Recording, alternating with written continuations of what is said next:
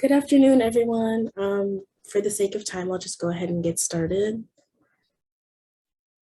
and then people can continue to trickle in as they're able. So thank you for joining us. Actually, one second, let me share my screen. Can everybody see the PowerPoint?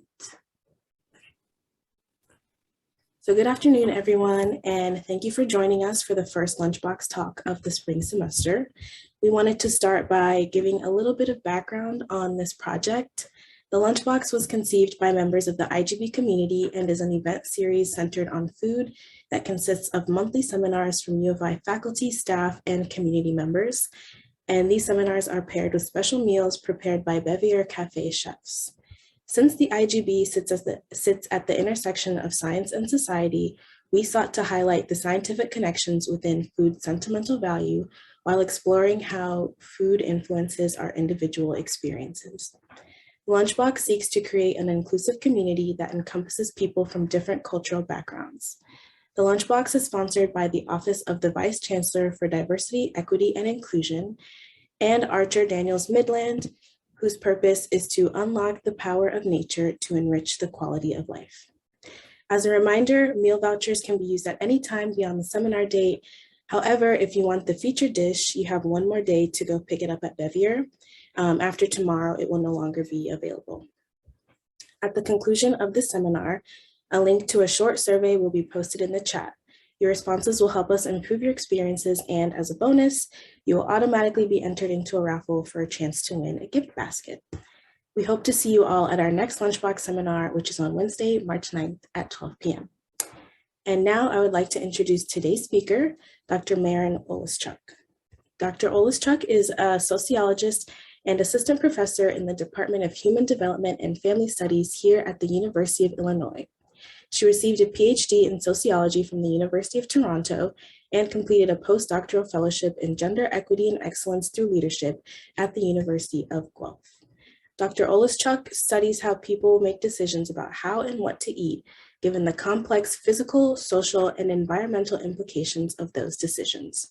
Her research advances knowledge about how intersecting social inequalities shape the food labor and consumption of vulnerable individuals and families, alongside their implications for health and well-being. Thank you so much for being here today, and please take it away. Thank you, Kathur, for the nice introduction. Let me just share my screen here and I will get into things. All right. So thank you so much for having me today. I'm just so grateful to be here and really grateful to everyone at IGB for first conceiving of this fantastic idea and this initiative and putting it together and inviting me to be a part of it. I'm really excited to be here and to share the approach that I take to food in my research and my writing with you. You've had some really fascinating presentations so far with this initiative, and they've really helped us, I think, reach into the various aspects of why we eat and why we eat what we do, whether those be, say, like the cognitive or the olfactory or the biochemical. Today we're going to focus squarely on the social. So I am passionate about food because it lies at the heart of social life. On the one hand, food is this ordinary, mundane thing that, is just a part of our usual day-to-day routines, right? Like we all have breakfast and lunch and dinner every single day. And I can guarantee you that, everyone gets pretty sick of that. And having to do so regularly probably feels like a burden and kind of tedious from time to time, right? Or maybe more than time to time. At the same time, though, food is also this intensely meaningful thing. It's emotional, it's symbolic, it's political, and it's also very intimate, right? Like eating is this embodied act, right? Like we literally are taking something and putting it into our bodies. What's more intimate than that? Food just holds so many layers of meaning, and while at the same time also being this deeply grounded, material, practical thing. And it's like all of these layers of meaning that I find so cool, and so grateful to be able to work with and think with. So today I'm going to introduce you to how food is embedded in our identities, and therefore how belonging is built and exclusion is created through our food preferences and our food practices. As Kathur mentioned, I'm a sociologist, and my work broadly explores how social inequalities manifest in the food labor and consumption that happens within households. So in things, like meal planning, cooking, grocery shopping, and eating. I'm passionate about how food connects us to each other, whether that be, to our families, our communities, our histories. But I'm also really interested in how food is used to differentiate, to exclude, and to disparage, often those who are socially marginalized. And it's that interplay, between these various elements that I'm looking forward to sharing with you today. So let's get into it. In order to understand belonging and exclusion, we first need to start with identity. So how is food reflective of our identities? I'm sure many of you have heard the common idiom, we are what we eat, right? This idiom comes from the 19th century French food writer, Brouillet-Severin, who famously wrote, "Tell me what you eat and I will tell you what you are or who you are." What Brouillet-Severin's quote and its kind of more modern interpretation are getting at is that food is an important way that we perform and maintain our identities and communicate our values and worldviews to others. What I mean by identity is all the various positions that we hold in social life. So things like our gender, our sexuality, our age, our race, our social class, our religion, our family membership. These are what we most commonly think of as social identities. But food also allows us to communicate some less common identity statuses as well. So for example, some people communicate their identity as health conscious or health oriented people through their food choices. Others communicate identities as ethical or responsible consumers through things like their grocery shopping and eating practices. Vegetarianism, veganism, pescatarianism are all also food specific identities based on the extent that you're including or excluding animal products in your diet.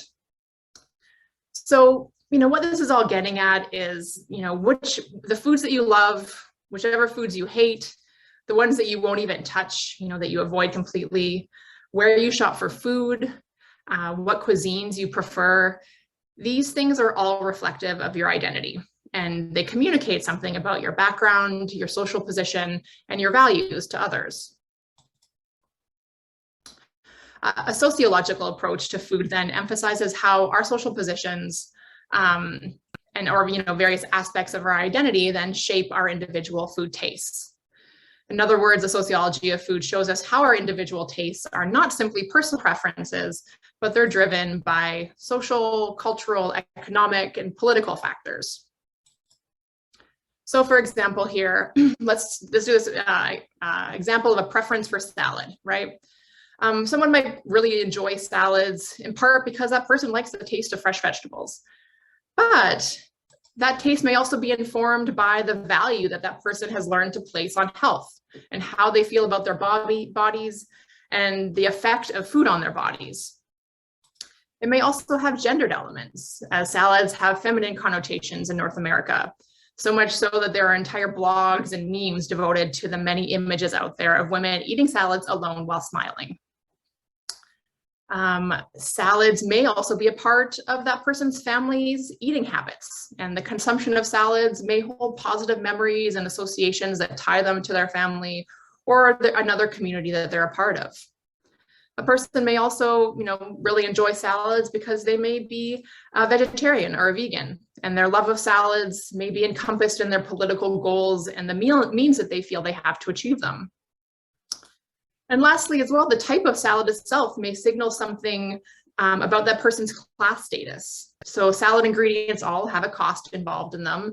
And depending on, what it is in that person's salad, there may be an inherent class value attached to it. A plain basic salad with romaine, lettuce, carrots, and cucumber and ranch dressing has a different class connotation than, say, for example, like a blue cheese salad with tiger prawns and bib lettuce on a basil vinaigrette, right? So, what this example is meant to show or kind of reiterate is that, a sociological approach to food really likes to situate the individual and individual's food tastes within social life. This doesn't mean that the individual doesn't matter within sociology, but we like to think about how individuals are situated within, larger or broader social patterns and systems. And one way that we do this is by looking at how people use food to communicate and perform or maintain their identities and basically communicate their values and worldviews to others. We're able to communicate aspects of ourselves through what we eat because food, as I kind of started off with, is layered with these symbolic meanings. So one really clear and fun way to think about how food becomes imbued with symbolic meanings or messages is by looking at the case of gender. So we communicate our gender identities through our food preferences and our food practices. So thinking first about preferences, or another word that you could use for preferences would be like food choices. So these communicate our gender identities to others because many food items themselves have gendered connotations or associations, right? So I have some examples here. A burger, for example, men, right? Salad, as we already talked about, is feminine. Steak, masculine as well. Chocolate, feminine. Beer, masculine, and yogurt, feminine. You're all probably fairly familiar with these gendered associations. They're probably not surprising for you, as they're fairly understood fairly widely within North American society or culture. They're embedded in the messages that food advertising and media sells us, as some of these even exemplify, some of these are actually ads. They're also embedded in, what we learn and are socialized into as children. They link back to cultural norms and stories that we tell ourselves about ourselves. So think of, Man the Hunter, for example, or stories of women eating chocolate while crying over a breakup, or men bonding over beer and burgers, or a woman ordering a salad on a date because she doesn't want to seem like a big eater. Right? And so people are more likely to eat a food that they associate with the qualities that they'd like to see in themselves and present that, to others as well. So a man who wants to associate himself with typically masculine characteristics like strength and virility, and present a kind of bodily presentation that likewise reflects these things is more likely to eat foods that are associated with these characteristics. So meat is a big one. Other foods include those that you might see at a Super Bowl party, though, which I thought I'd reference since it was all pretty fresh in our memories. And actually, Emily Quantois is a professor of media studies at the University of Tulsa and does a lot of really interesting work in this area. And she has a lot of really super accessible public work and writing that's related to gender, food, and media. And it actually includes as well a gendered analysis of Super Bowl foods. Women then who want to associate themselves with typically feminine characteristics and a feminine bodily presentation will try to eat symbolically feminine foods, things like salads and yogurts and other lean health promoting foods. Sweet foods like desserts and chocolate are also typically associated with femininity. In some of my co-authored research, we also find that conscientious food choices are also associated with femininity. So by that, I mean food choices that demonstrate care, whether that be, a woman's care for her own body, care for her children and their bodies, but also care for ecosystems and animals through things like ethical and plant-based eating. Ethical shopping and eating practices and plant-based eating, while by no means are, the exclusive terrain of women, they're definitely more easily taken up by women because of their feminine connotations. And to be clear, this doesn't mean that men can't enjoy a salad or that women can't drink beer. But there can be awkwardness when the gender presentation of the person, eating or drinking doesn't align with people's gendered associations or understandings with that food. So, for example, many of you might be familiar with that awkward moment that happens at a restaurant when, as a woman, say you're out for dinner with a man, and the server automatically hands the steak to them, and you're like, actually, that's for me, right? In my co-authored research as well on meat eating, we find that pretty much everybody we spoke to was aware of the gendered associations that link meat with masculinity and plant-based eating with femininity. And they did inform how people made decisions about what to eat and the extent to which they included meat in their diets.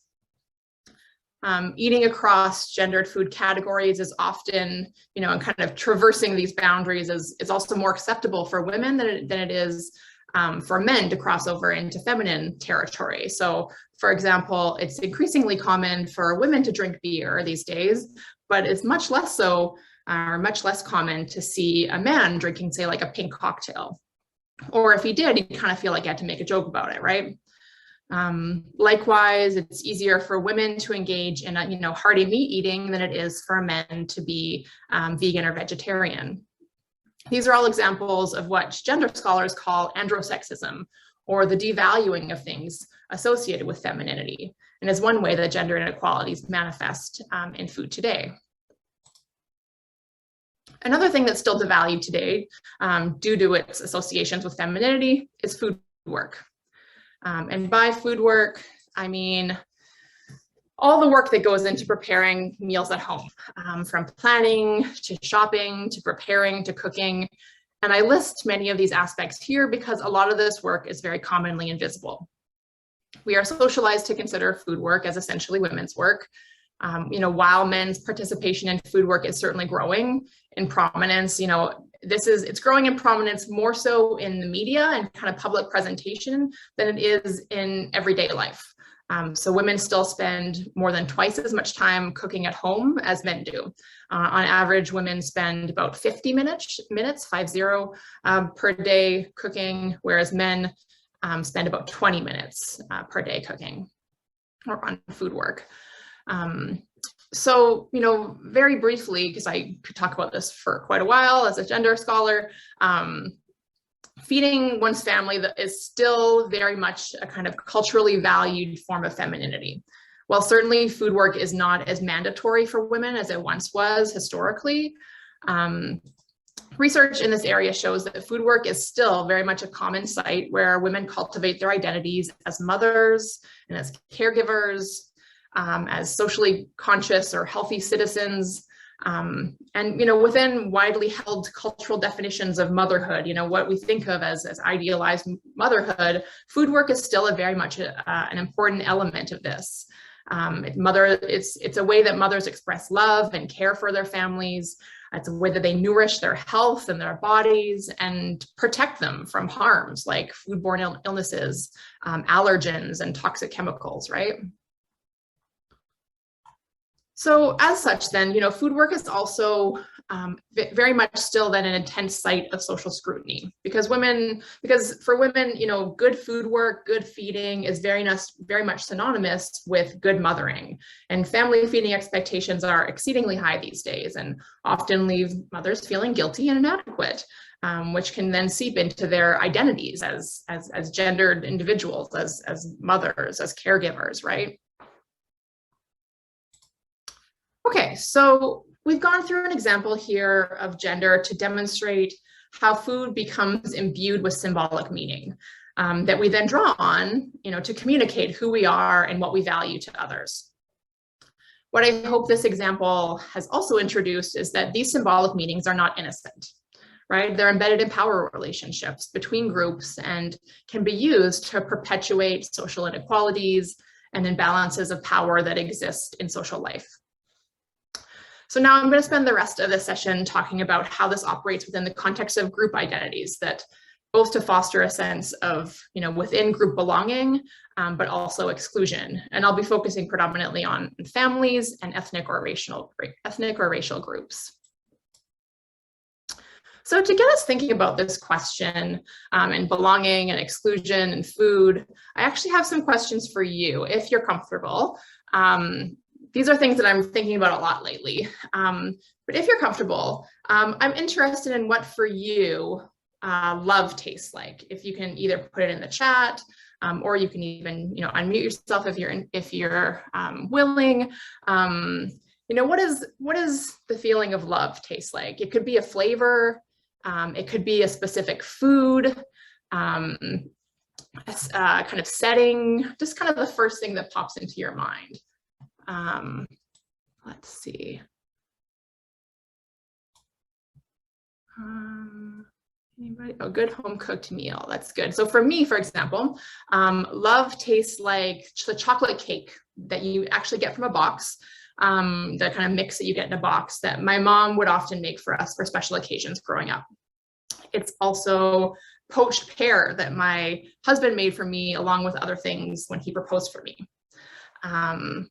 Here we have good soup, baking, especially old family recipes, something I cook from home from scratch, lots of home cooked meals. That's great. Thank you.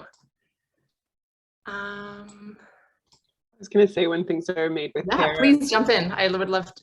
We joke about in my family that my mom makes the best ice water, but she seriously does. So for you, ice water. Well, I guess it's just something that she takes care with it. And then when someone brings it to you, like something that they've been like, oh, this is for you. Like there's something about the care that gets imbued into it. Exactly. I think that's a really common, that element of care is a really common aspect of this. Oh, that's so nice. I like that. I'm going to broaden this out, make this a little bit harder. And I'm wondering, you might not be able to answer these next few questions, or you might be able to. But I'm interested, what does kindness taste like? So for me, kindness tastes like the platter of kind of chocolates and cookies and fruit and crackers that my old PhD advisor would always, every single time, put on the table when we met at her house to kind of brainstorm some ideas for my dissertation. That for me is kindness. I also recently heard from someone who grew up using food bank services that kindness tasted like a can of chicken noodle soup. Kindness for someone here is someone cooking for you when you're sick or recovering from surgery. Absolutely. Mm-hmm. All right. These are getting harder, I know. Turning to the other end of the spectrum, what does exclusion taste like? And I know that's kind of a hard one, so I also put like potentially loneliness or shame. Those are kind of loneliness and shame also kind of our emotions that are built up in this idea of exclusion. So for me, exclusion actually tastes like milk. I grew up drinking milk, and my parents still do on a regular basis. I remember a very vivid moment, though, in my late 20s, early 30s or so, where I was sitting at a table with some acquaintances, and they were all very worldly, very cosmopolitan. And I come from a lower middle class, kind of Anglo-Saxon background, and they were really making fun of people like those who come from backgrounds like mine, who drink milk on a regular basis, like with every meal, along with, the kind of like stereotype of white bread, steak, and potatoes, implying it is just so boring, right? And I remember feeling deeply ashamed and just really reminded of my difference in that moment. And I still I don't think I was drinking milk on a regular basis at that time as part of my meals, but I still I just don't think that I would anymore, because it just has that connotations for me. Rice and beans reminds someone of being broke. Yeah. Yes, definitely when there's nothing for people who have food restrictions. That's a good one. Yeah, definitely feelings of financial insecurity and not being able to afford things or go out with others and kind of participate in social life, right? Interesting. Thank you. And my last one is hate. What does hate taste like? So for me, I think I'm privileged in that I don't think I have personal experience with this, but I was thinking about it, and I think that hate could taste like hunger. I think that hate could taste like the meal an abuser demands that you cook for them. It could also taste like bread and jam and oatmeal and rotting foods that Indigenous children in the US and Canada were fed in residential schools. Blood in your mouth. Wow, that's a good one. Definitely. Definitely. Burnt toast. Yeah. Yeah. It's the kind of complete opposite of care and love if you're thinking about it in that way. Yeah. Sour milk. Those are good. Thank you. Thank you for sharing. Really powerful. I hope this was an interesting exercise for you. I was recently kind of raised to these types of questions, and there's something that I think about a lot lately. And I thought they might be appropriate to kind of bring to this presentation. And what this exercise was meant to help evoke is that food is deeply implicated in how we connect with one another, as well as the acts of hate, shame, exclusion that characterize human social life. And these are powerfully infused in the foods that we can consume, right? And their tastes and their smells, as well as in our memories and the cultural stories that we tell about them, right? Food is one way to foster group identities. You know, we'll start with the kind of positive aspect of it, though there's kind of trickles of belonging and exclusion throughout. But kind of focusing most squarely on the kind of initial part of this here and belonging. Food is a way to foster group identities because shared food routines, rituals, and memories serve to unite members of a group together, right? In other words, foods act as a source of social solidarity. And by social solidarity, I mean a group's cohesiveness, its strength, its viability.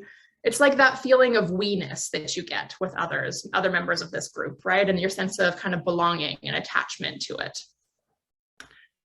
Social scientists like myself then like to think about how cultural objects like food work to bring people together and create bonds of social solidarity around it. Mainly we think about this happening in two ways, through commensality and through memory. So social solidarity occurs in part through commensality, by sharing foods with other people and, you know, eating and drinking at the same table. We use terms like breaking bread and sharing a meal at the table to signal affinity and union, because food is a central way that people build bonds and demonstrate their commitment and connection to each other as a group. And we can think about this in groups of different sizes and forms and shapes, right? It can be families, peer groups, ethnic and racial groups. And then second, social solidarity is also reinforced by shared food memories. Memories are a way to kind of cement relationships within a group across distances in both time and space. So I'm not sure how many of you are familiar with Marcel Proust's story of the Madeleines, but food memories can be an especially evocative because they involve like almost all of the senses. In fact, taste memories tend to be the strongest associative memories that we can make. I'm sure that many of us have experiences where just the smell of a food, right, can take us back to a specific moment in time and space with really great vividness, right? And a part of the memories, these memories as strength comes from the sensorial aspect of it. But another part of its power comes from the symbolic meaning kind of embedded within it, right? So in a lot of our memories, the significance may not be in the food itself, but the whole experience of being part of a family or community and being nourished, right? It's the kind of experience around it. Eating the same things as those around us, as well as similar things to our ancestors or previous generations, therefore connects us to them, right? Because it fosters shared histories and memories that are passed on via traditions. So I'm going to discuss this now with a couple different examples of how these operate within both daily food routines and rituals. So food routines tend to be more like daily family meals, and ritual meals are more like holiday meals. And like I said, I'm going to focus on family, instantiations of kind of family membership and ethnic or racial group membership.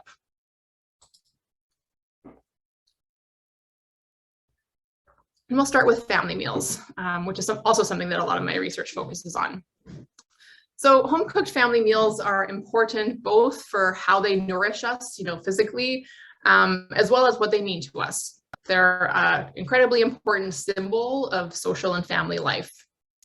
Research in developmental psychology, a lot of which was actually led by Dr. Barbara Woese, who is the now retired director of the Family Resiliency Center here on campus. A lot of this research really emphasizes the critical role that shared family meals play in building group and family identities and well-being. So, regarding identity, the research shows that shared meals together, over time builds these kind of shared understandings between group members about, what it means to be a member of a particular family. And this happens in a variety of different ways. So family members build bonds through their interactions, right? Their conversations at the dinner table, like inside jokes, conversations often that span like multiple instances and reach back into, a family's history, memories, especially these types of conversations work to kind of build family identities because they kind of, again, reach back historically. They build emotional bonds between people that are reinforced when you kind of play over those positive memories again. But identity building also occurs in kind of smaller ways too, in the ways that symbolism is imbued in the meal and the setting, right?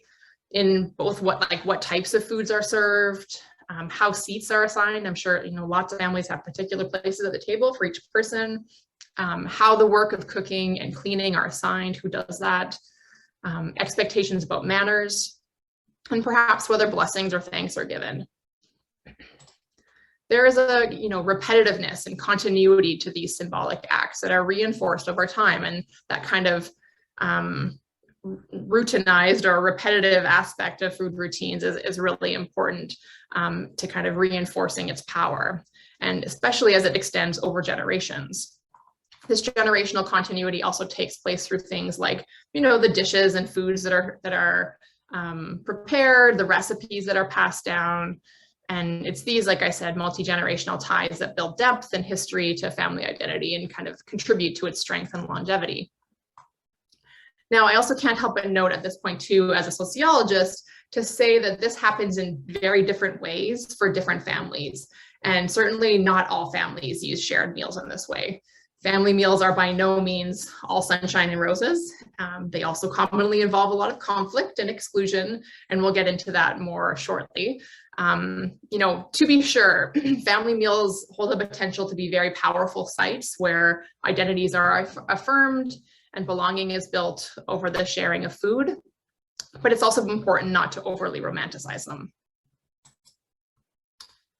Another site where commensality fosters group identities is among ethnic and racial groups. So shared food symbols, rituals, and routines connect members of an ethno-racial group to one another, right? Within the context of families, I talked about these routine meals or the daily family meals as being key sites where family members create the sense of belonging and identity.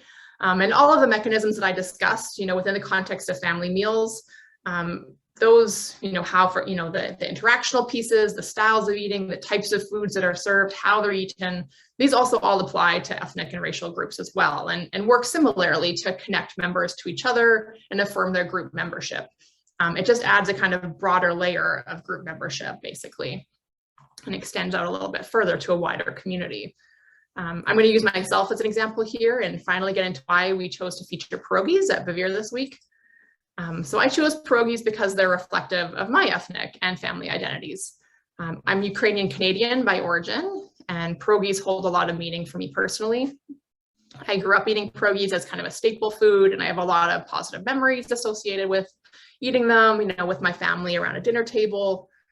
Pierogies make me feel connected both to my family and my Ukrainian Canadian heritage. Ukrainians are heavily concentrated in the Canadian prairies, where I'm from. Canada actually has the third largest Ukrainian population outside of Russia and Ukraine itself. And this is reflective of a kind of mass migration that happened from then Poland, now the Ukraine, depending on how both borders have changed, but and especially between the First and Second World Wars. So these groups brought pierogies with them, since it's very much the kind of food that you can make with household staples like flour, eggs, potatoes, water, salt. It was therefore really easy to integrate them into immigrants' daily food routines. And pierogies have therefore come to really reflect a quintessential symbol of Ukrainian Canadian identity. So much so that a little town, Glendon, Alberta, about 2 hours from where I grew up, erected the world's biggest pierogi as a statue, and that's the photo on the right here.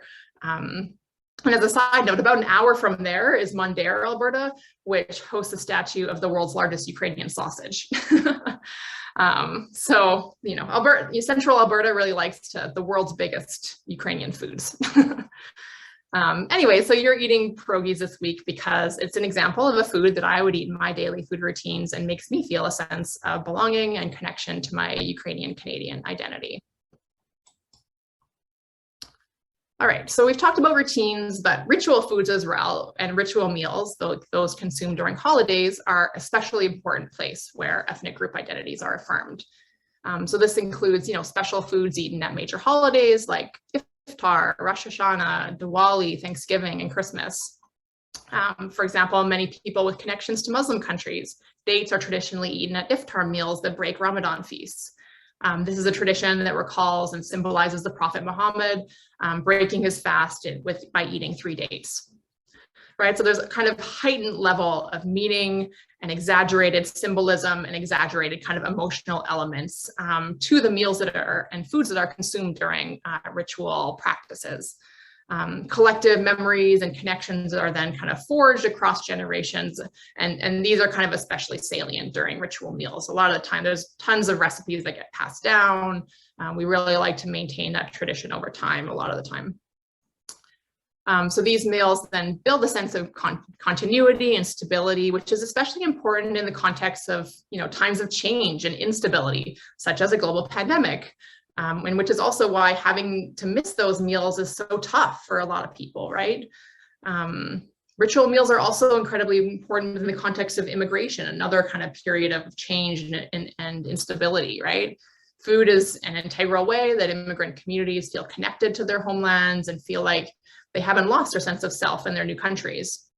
And gratefully, a benefit of the global food system now is that it's made these connections a lot easier than it has been in the past by bringing, you know, goods sold all over the world to our food markets and grocery stores in ways that it hasn't historically. At the same time, it's important to note that group identities are not fixed, and neither is food, right? Both are constantly changing, and how people use food to construct their family and ethno-racial identities is constantly changing as well. People use food, for example, to create hybrid identities, and this is exemplified in Chinese American restaurants that serve foods like chop suey or General Tso chicken, which are not eaten or were not developed in China. They were developed in North America, but at the same time still are incredibly meaningful and, you know, are used by Chinese American immigrants and the Chinese American community to celebrate their identities and kind of foster belonging and inclusion through that. Additionally, you know, because group boundaries are fluid and complex, they're also at times contested, right? So for example, while yes, you know, as I was kind of signaling to earlier, while yes, family meals can be a very powerful site where our family identities are affirmed and belonging is built, many sociologists really emphasize that the family meal has been overly romanticized and these positive elements kind of over-exaggerated. In reality, shared family meals are regularly a source of strain, struggle, and tension. At least someone, you know, at any given meal is complaining about the food that's being served. It's getting harder and harder to find time where all members are able to sit down together. Cultural standards for what a good meal should look like are only getting higher at the same time that food prices and inequality are rising. You know, bring it back to memories as well. Collective memories of an event or its meaning can also be conflictual and contested. And they're not always positive, right? They can involve feelings of stigma, shame, lack, exclusion. Alienation can, and instead of belonging, can dominate the like emotional undertone of conversations during family meals. And these can either undermine, the identity creation process or foster identities built around kind of themes or identities of exclusion. And 3 sociologists here, Sarah Bowen, Jocelyn Brenton, and Sinica Elliott, have written a really excellent accessible book called Pressure Cooker that gets at the many complex pressures and factors that come into play to complicate this kind of happy, straightforward notion of belonging and identity building in family meals. So because both food and identity are dynamic or constantly changing, members of a group don't always agree on what should change and how that change should take place, right? Tension and conflict can arise over food when members have different ideas about how that food should happen, or how that change should happen, or whether it should happen at all, and what role food plays in that. And this is especially true intergenerationally. Conflict commonly occurs in these cases when different aspects of our identities don't align, say between our family identities and our peer identities, right? This is exemplified well in the tensions that often arise over food within immigrant families, right? So first generation immigrant parents very often really value food that connects them to their ethnic or racial identity. Yet this symbolic importance can often come in conflict with how their children want to eat. Children in this context often experience conflict between their own identities at home and at school. And food is very much encompassed in the performance of those identities, right? Kids often want to adopt mainstream North American foods like peanut butter and jam and sandwiches and pizza. And they do so, they want to do so to gain, in part because they taste good, but in part because they gain they want, those foods help them to gain affinity or fit in with their peers, right? And also avoid disparaging remarks about the look or smell of the foods that their parents might be cooking for them and they might be bringing to school. Remarks that are ultimately exclusionary and have been found to have, xenophobic or racist foundations. Which brings us to the final theme of exclusion. Okay, so while thinking about how food practices, affirm one's belonging to a group, we also need to consider that identities are constructed relationally. We define ourselves in part in relation to what we are not. In sociology, we often distinguish between in-group and out-group membership. So in-group membership being, what do you identify as a member of and the things that allow you to kind of maintain that membership, and out-group membership as that which you do not define yourself as, and sometimes even define yourself or your identity against. So in the case of food, we can think about this in relation to what we don't eat, right? Food taboos have been used for centuries to differentiate us from them. Think of things like halal or kosher or meat in general for vegetarians and for some aspects of Indian populations. Food taboos are a place for, food taboos are in place for many different kind of complex reasons, and there's lots of reasons for them, but in part they exist to signal that I don't eat this because I'm not like those people who eat this, or, I don't eat this like those people do because I'm not like them. And I don't mean this to imply that food restrictions are inherently racist or problematic at a kind of individual level, but it's important to recognize that they come from histories of, identity construction, and with them differentiation, right? Differentiation is always a part of identity construction. Exclusion, on the other hand, can happen in much more explicit, overt, and harmful ways. So drawing back to the concept of commensality and the reference to breaking bread or having a seat at the table, not everyone often gets a seat at the table, right? Who gets invited to sit at that shared table reinforces boundaries between groups. Shared meals can demarcate who's an insider and who's an outsider. And this is most commonly, exemplified in the case of kids, right? Of lunch meals during childhood when, you're invited or uninvited to sit with others for lunch. And I'm sure, many of us are familiar with that feeling of not being invited, right? Oh, hang on, sorry. Skipped over too quickly. Oh, okay, maybe not. And so given that racism and xenophobia are still widely prevalent today, this exclusion also commonly occurs along ethnic and racial lines. So America likes to present itself as a kind of melting pot, a nation of immigrants that have kind of come together to create a shared culture. And we love to use our culinary openness and appreciation as a signal for that. And, you know, these are well-meaning statements, but they ultimately are not fully accurate, and they hide histories of genocide, slavery, and exclusion around which food is also implicated, and it still is, right? Remnants of this still play out today through, for example, comments about the look or smell of unfamiliar foods, you know, that leaves kids feeling left out at lunchtime. Or even also prevents adults from bringing leftovers to work for fear of the negative comments about the smell of their food in the work kitchen from their coworkers. And these remarks are ultimately rooted in racism and xenophobia. Politics of race are also at play in the negative presentations and derogatory stereotypes attached to foods, such as in the presumption that certain cuisines are inherently unhealthy because they don't align with our normative definitions of health or what a balanced meal should entail, that are ultimately centered in whiteness. At the same time, though, again, identity isn't fixed, and neither is the role that food plays in belonging and exclusion.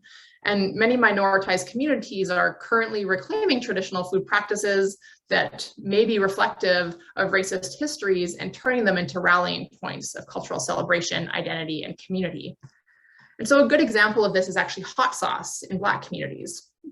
As historian Angela Jill Cooley writes in her book, To Live and Dine in Dixie, during Jim Crow, Black people would pick up food at restaurants that, you know, had served white people, but they often weren't allowed to eat in them. And in these cases then, Black people were often required to have their own utensils, their own serving dishes, and their own condiments. It was common for Black families who were traveling then to carry everything they might possibly need to eat with them. And this commonly included hot sauce as well. This is the origins of the kind of now common cultural reference within Black communities of traveling with hot sauce in your bag. And it is ultimately one that's built on themes of, or built on the kind of history of racist exclusion. Yet today, hot sauce in your bag is very much a symbol of Black American identity. Mickey Kendall examines the meaning of carrying hot sauce for Black communities in her fantastic article in Eater, which is linked here. She talks about how instead of letting the kind of racist overlays of hot sauce erase the joy Black communities receive from it, these communities have reclaimed and rallied around it. Hot sauce was a staple in Kendall's grandmother's and older relatives' bag. And these were the people who raised her and gave her her sense of her roots. Then this is how hot sauce now kind of serves as a symbol of collective identity and shared memories based in resistance and empowerment. As Kendall says, quote, for many marginalized communities, food represents community, connections, a way of expressing your culture in public without care or concern for how it might be received by those who do not share it. And for communities that have been struggled to have the right to eat in peace in public or in private, it can mean even more. All right, so kind of wrapping up here, I hope this session has been interesting and informative. My goal today was to introduce you to how food is embedded in our identities and therefore how belonging is built and exclusion is created through our food preferences and practices. What I was hoping to put forward to you is that first, food is more than just fuel. You know, it's embedded in social life and holds important symbolic meanings. We use food symbolic meanings to perform and maintain our identities and communicate our values and worldviews to others. That's second. Third, food routines and rituals are key sites, you know, where group identities are affirmed and belonging is created. Yet also group identities are also dynamic and at times contested. And this is reflected in food and how people use it and negotiate its meaning. And fourth, food is also a site of differentiation and exclusion and reflects racist and xenophobic histories, structures, and worldviews. At the same time, ethnic and racial groups can reclaim food that once stood as symbols of exclusion and turn them into markers of identity and belonging. While it's true that there are few better ways to unite people than by breaking bread together, there's still lots of work to be done to ensure that our tables are welcome and accessible to all. Thank you. Thanks for sharing your valuable time with me, and I really look forward to your questions and comments. I will stop this.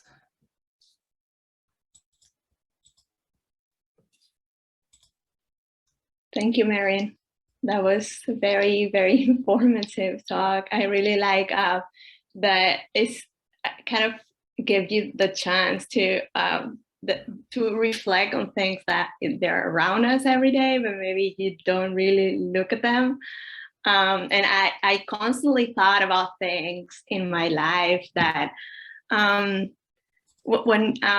you talk about like the food, I immediately remember this Korean movie that was called Parasite. I don't know if you've ever seen it, but so one of the things that they talk about and is that the smell, like kind of a social difference, and that's something that I found like I never thought about it. And then talking to other people here from different places to say, oh yeah, it happens the same in like my country or whatever, different situations and that's normally related to food habits that maybe are associated to people like poor people or people lower resources or people that are considered like in like lower social level or something. And that was like the difference with the smell, which is also related to food. So I thought that was very interesting, and that also you mentioned in your talk. So yeah, I also think in Europe, more or less kind of things like that. Like I'm from Spain, and the relation with they always talk about many times, like mostly like kind of North European stereotype of Spain is like garlic, right? It's like Spain smells like garlic. and then we talk about English people and we say, oh, England smells like fried food, right? Like kind of the pop type of food. So I'm always like thinking that sometimes it's just a joke, but as you mentioned in your talk, it's just sometimes it's not a joke. I mean, it's just something that really differentiate people and really marginalize sometimes. So it's kind of also be used to kind of empower people, but I just never saw it like kind of look at like more scientific way, the way that you describe it. So yeah, I don't know if you think of other like of those examples about like social differences in food or Mm-hmm. Yeah, I mean, I think you're right in that, like, you know, it's in some ways like the things I talk about today are like not new in the sense of like we all kind of know that like food is important to us and to our like they signal something about, you know, a culture or a family, but it's we don't often kind of think really concretely about how that operates, what that looks like. And how that might be used, I guess, you know, both for good and for not so good. And certainly kind of the, you know, the stereotypes, I guess, that you kind of were talking about, like in some ways, they're tricky because in some ways they might be reflective of practices, existing practices and the meanings that people hold within them. At the same time, they can be used to disparage people and to kind of differentiate people, you know, based on status hierarchies or kind of problematic ethno-racial assumptions about groups, right? So yeah, certainly that's kind of, like I said, that's partly why I love studying what I do, because it's yeah, it's just there's so much a lot of times that people don't it's so encompassed in our life, but we just don't really think about how meaningful it is very often, I guess. But yeah, I'll leave it at that for now, if in case others want to kind of chime in or ask questions or comments.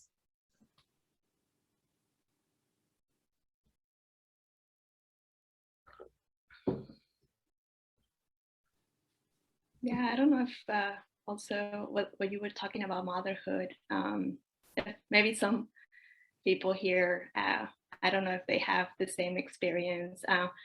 Very recently, like this year, like it's right now, there's a very famous song in Spain, who is talking about the different, like the differences in motherhood from the generation, like my mom and me as a mom now.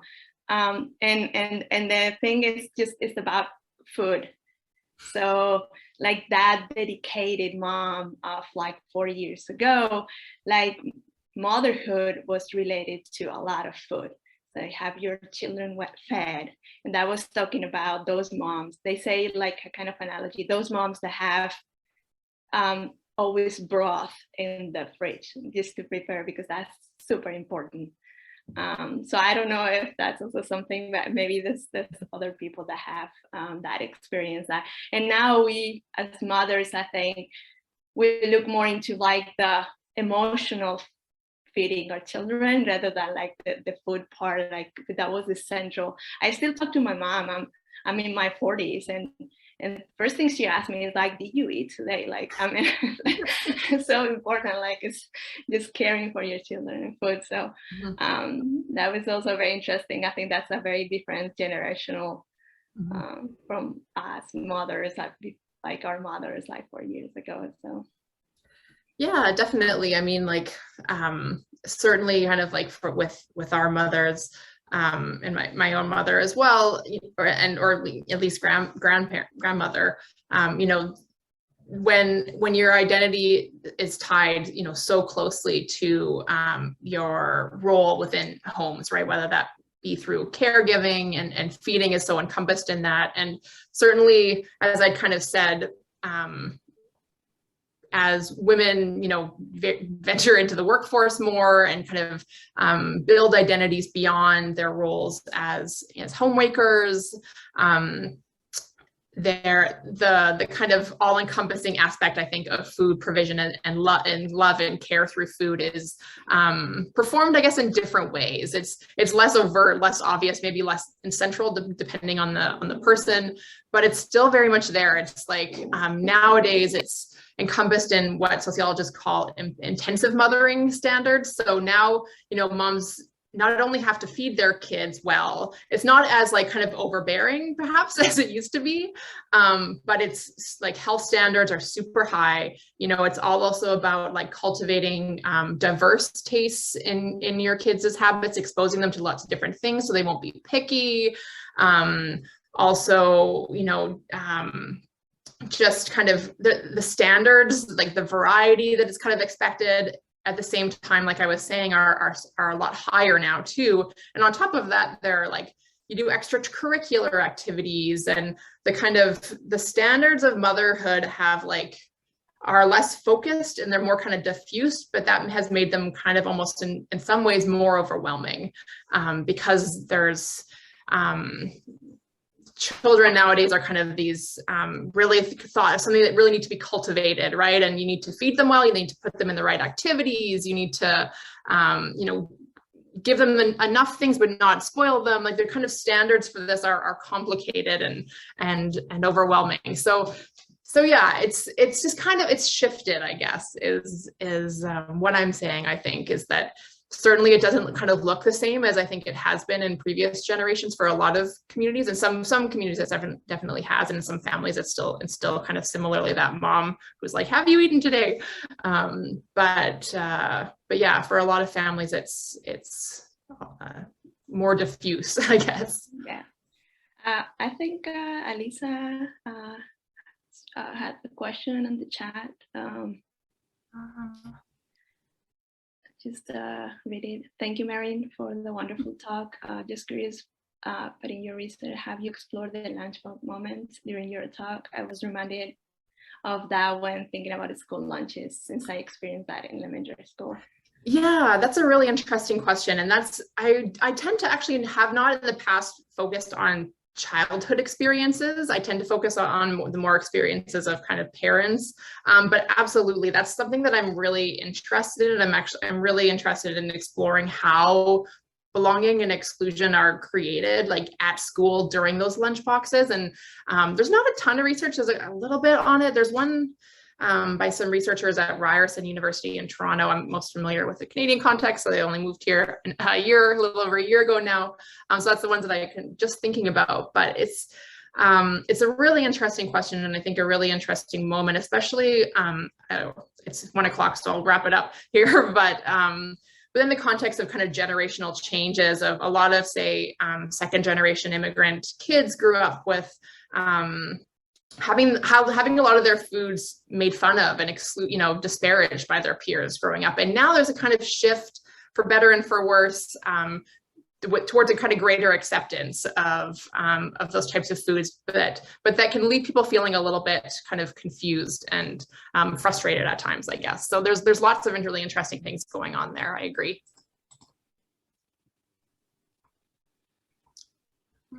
Okay, so it's 1 o'clock. If so, nobody has more comments. Thank you so much, Merin, for being here today. It was really informative and a very interesting talk. So many resources to check out, and so thank you for the audience for being here today.